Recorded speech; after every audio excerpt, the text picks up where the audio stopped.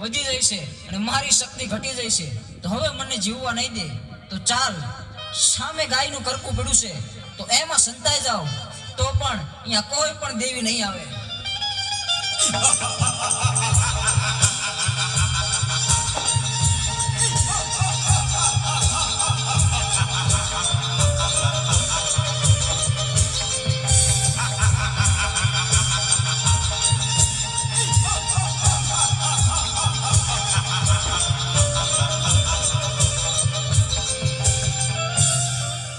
અરે, આ અમર્યો તો ગાયના કરકામાં ભરાયો, પણ આ હાડપિંજરને અડીતો તો આપણે અભડાઈએ. પણ અમર્યા રાક્ષસનો સંહાર તો કરવો જ પડશે. તો બહેનો, ચાલો આપણે બધી બહેનો આપણા અંગનો મેલ કાઢી એમાંથી એક બાળકી પ્રગટ કરી